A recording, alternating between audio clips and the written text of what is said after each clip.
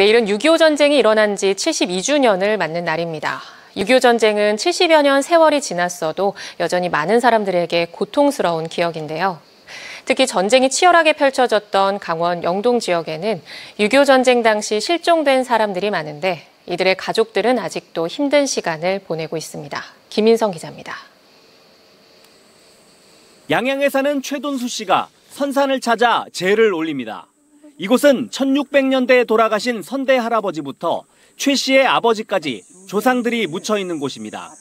하지만 최 씨의 삼촌 6명은 6.25 전쟁 당시 북으로 끌려간 뒤 행방을 알지 못해 사망한 날짜와 시간 표기 없이 제북, 그러니까 북한에 있다고만 적혀 있습니다.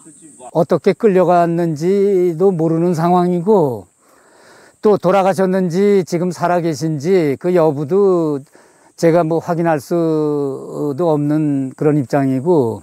강릉에 사는 홍무일 씨는 10살이던 6.25 전쟁 당시 부모님이 모두 실종됐습니다.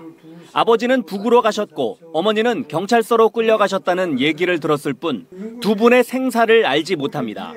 살아계시다면 100세가 넘었을 두 분의 사망 신고를 하기 위해 여러 차례 행정기관을 찾았지만 절차가 복잡해 할 수 없었고 지금도 가족관계 증명서엔 주민등록번호도 없는 두 분의 이름이 그대로 남아 있습니다. 사망 신고하려고 법무사도 가보고 해봤는데 굉장히 힘들고 그렇더라고. 몇 번 시도하다가 말아버렸어요. 공식적으로는 아버님, 어머님이 그냥 살아 계신 것처럼 서류가 되어 있네요. 예, 살아있는 거로. 6.25 전쟁이 한창이던 지난 1952년 대한민국 정부가 조사한 6.25 전쟁 납북자 시도별 현황 자료를 보면 38선과 가까운 서울, 경기, 강원도에 피해가 많습니다. 이를 다시 시군구별로 나눠서 살펴봤더니 당시 강원 강릉군이 전국에서 피해자가 가장 많았고 서울 성북구와 종로구, 충북 청원군, 서울 동대문구와 성동구에서 피해자가 많았습니다.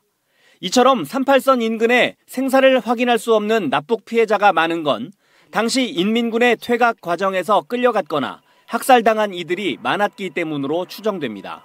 특히 강원도에서는 강릉, 양양 이런 쪽에서 실종자가 많았습니다. 납북되거나 학살됐거나 이런 걸로 인한 피해가 많았던 걸로 생각되고 있습니다. 정부 차원의 많은 지원 제도라든지 사회적 관심이 좀 필요한 상황입니다. 6.25 전쟁 당시 실종자나 행방불명자는 정부의 공식 조사로 파악한 것만 9만 4천여 명이고 실제로는 이보다 훨씬 많을 것으로 추정됩니다. 전쟁 당시 가족이 실종돼 오랜 세월 어려움을 겪은 유가족들이 이제는 고령이 된 만큼 더 늦기 전에 여러 가지 지원책을 마련해야 할 것으로 보입니다. MBC 뉴스 김인성입니다.